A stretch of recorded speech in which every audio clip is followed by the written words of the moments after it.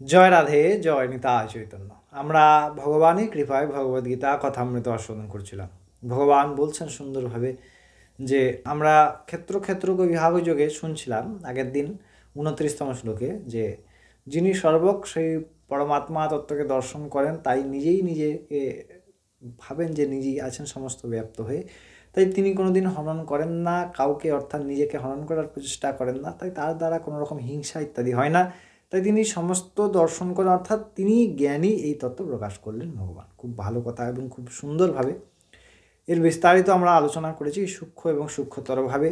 তার ইন্দ্রিয় মুক্তি, অর্থাৎ তার যে দেহ অভিমান তাহা নষ্ট হওয়া, এবং তিনি জীবনমুক্ত মহাপুরুষ ভগবান বলছেন, এবং তাহা শাস্ত্রের দ্বারা আমরা তার ব্যাখ্যা শুনলাম। আজকে আমরা 30তম শ্লোক শুনব।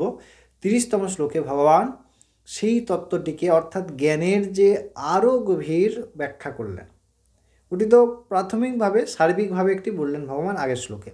এবার এই যে 30তম শ্লোক, 30তম শ্লোকে ভগবান সেই তত্ত্বটিকে পুঙ্খানুপুঙ্খ একদম খুব সূক্ষ্মভাবে প্রকাশ করালেন। আমরা কি কথা সেইটা অবশ্যই শুনব।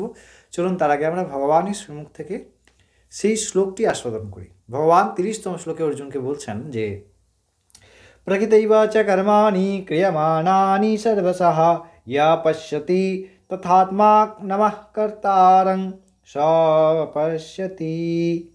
কি বলছেন না, যিনি সমস্ত প্রকার কর্মই প্রকৃতির দ্বারা সংগঠিত হচ্ছেন, করছে বা সংগঠিত হচ্ছে ইহা জানেন, তাই তিনি সর্বপ্রকার কর্মের কর্তা না হয়, তিনি সর্বপ্রকার কর্মের দ্রষ্টা, অর্থাৎ নিজে সেই পরমাত্মা তত্ত্ব যা আগে ভগবান বললেন, কারণ তিনি এই অবস্থায় স্থিত হন।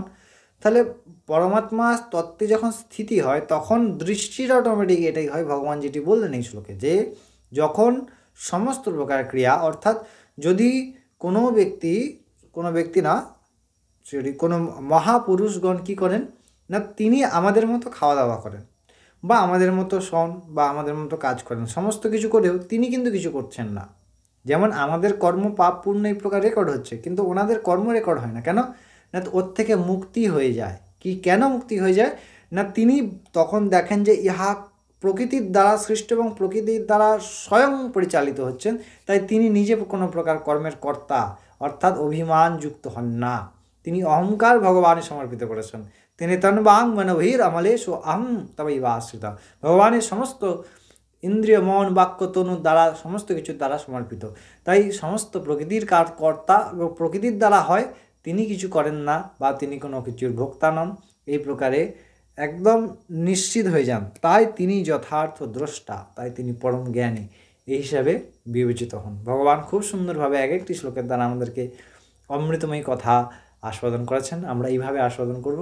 আপনারাও অনেক ভালো থাকবেন, আনন্দ থাকবেন। আমরা পরের দিন আবার পরবর্তী শ্লোক নিয়ে ফিরে আসবো। জয় রাধে, জয় নিতাই চৈতন্য।